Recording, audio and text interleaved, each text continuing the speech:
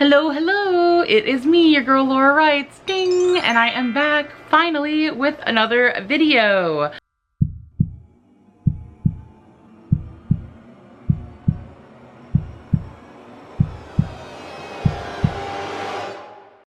You know, I've been gone for a minute, y'all, and I've missed you, and I hope you've missed me too. And I've been meaning to make videos, and I keep saying like, oh, this week I'm gonna make a video, this week I'm gonna make a video, but I'm just gonna give you the real tea here. My life has been a little crazy. Like, so crazy that I couldn't even judge myself up for this video. I was like, if I'm gonna do it, I'm just gonna do it.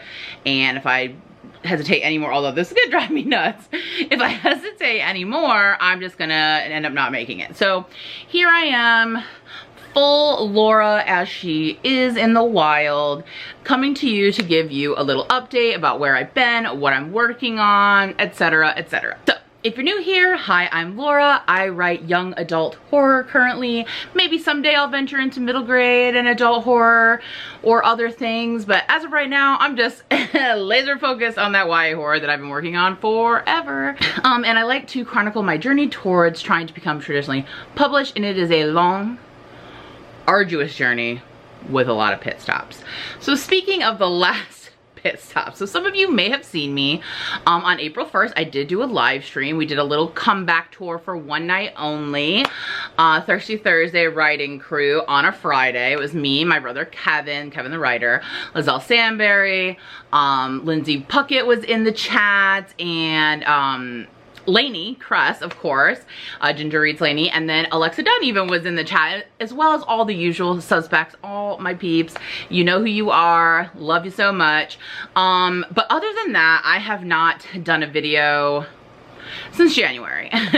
So let me just give you a little bit of context of like what's been going on, what's been the delay, and then, you know, what the future holds. So basically, as y'all know, I have a day job. I am not lucky enough to just make writing my job. And so I do have a day job that before didn't take, I mean, it did in the sense that like any work takes away from you, you know. It didn't used to though, but you know, I'm a little too good at my job. So I got promoted a couple of times in a matter of a couple of months, and so I kind of escalated really quickly. I had gotten like one promotion last summer where I took on like a little bit more responsibility, but then I got another one in January, and then another one just in like March. So I went from like doing, you know, this level of work to like this level of work, and I came in kind of like a chaotic time of like things going on at my work. So I have barely been hanging on. I'm trying to get used to a new role, used to being responsible for a lot more people, a lot more stuff, just a lot of responsibilities. It has extremely like stressed me out, and I've just been like just trying to focus on adjusting to that. And so I haven't been able to put really, while I was like making those transitions, the time into my writing, like basically at all. Like I was like, most of my time was like work, recuperating from work, worrying about work, and then what little time I had left spending time with my husband and loving my dogs, you know? So it's been a very stressful last few months. It's still kind of stressful, but it's starting to ease up a little bit. I'm starting to get a little more used to the level of work that I'm doing, and it has opened up my time. I have been able to read like a few books and a few movies. As you know, I like to immerse myself in whatever I'm working on, so I've primarily just been focusing on horror. So I have read some good ones. I've read What We Harvest, which I enjoyed, Rules for Vanishing I enjoyed, but I haven't been able to read as much, so those are pretty much like the standout ones that I can think of. In terms of horror movies that I've seen, I've been able to watch a few more of those that I liked. I did watch We Are Still Here, which was a recommendation from Diane Marie, and I did really like that. I watched the original Texas Chainsaw Massacre, and then the second one, which the second one is a wild ride, y'all. I was shook. to my core. Was not expecting that kind of movie. I watched the latest Ghostbusters movie, the one, like the middle gradish one. Adorable, loved it. The new Scream movie, which, as you can see, love me some Scream, loved it so much. And then recently I watched The Night House, which was pretty good too. So I've been able to enjoy some things, but like I said, most of my time has just been like either trying to like not be stressed or just like dissociating and watching TikTok and like 90 Day Fiance and like SVU as my comfort show, you know? But when April 1st came around, I was like, okay, I need to get back into the swing of things and I need to get back to writing and doing stuff. As you guys know, I'm working on my outline. I'm actually gonna call it a zero draft. I'm realizing that what I'm doing is way more than outline. I wasn't really calling it a zero draft because I wasn't really sure like what made a zero draft. So I kind of looked into like what people were considering that and then like what I'm actually doing, and it's more of a zero draft. So from here on out, I'm just gonna refer to it as a zero draft because it was getting a little confusing. Like, girl, why is it taking you so long to do an outline? It's because it's not really an outline, it's a zero draft, okay? But anyway, so around April 1st, I was like, okay, I need to try to do Camp Nano even though you guys know that I'm very hesitant about these nanos, just because they put a lot of pressure on people like me who struggle with you know, a lot of issues, and then I'm always getting mad at myself. But I felt like I needed something to like push me to actually work and like get me out of the funk of like getting used to not working on stuff and like not letting work, my actual job, get to me. But it's like what is the date today? It's the 17th. So have I made significant progress? That's a no. Have I made some progress? Yes.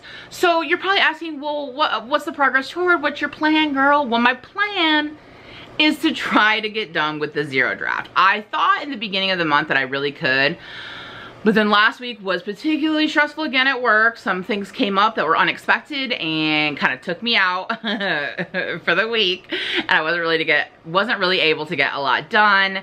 So I'm behind now, but I'm in the midst of Act 2, still in some fun and games, sitch, and I'm gonna try, it's Sunday, I'm gonna try to get a good chunk done today so that this whole week isn't a wash.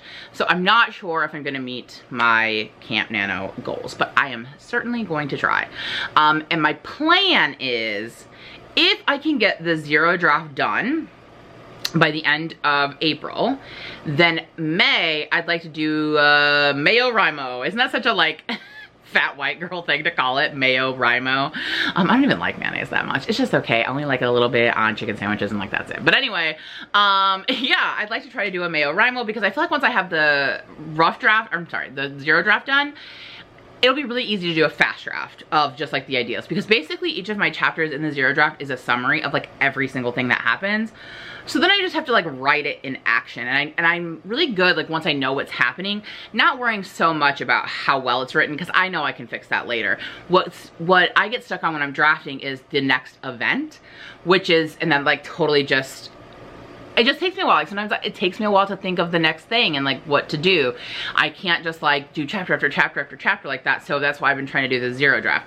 Now, if I don't get it done by the end of April, then I will definitely, I'm gonna say it right now. You heard it here, folks. You need to hold me to it. If I don't get the zero draft done by the end of April, it will be done by the end of May. And then maybe I'll have a little NaNoWriMo, you know? So there's gonna be some sort of Rimo this summer for me. I really hope it doesn't take until July.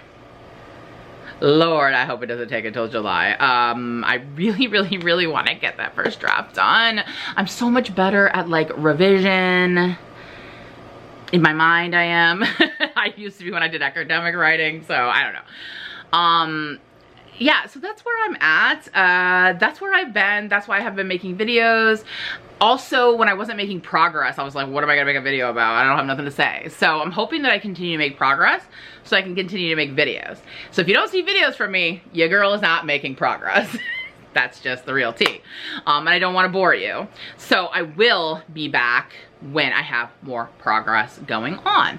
So, like I said, right now I'm working on, Act 2.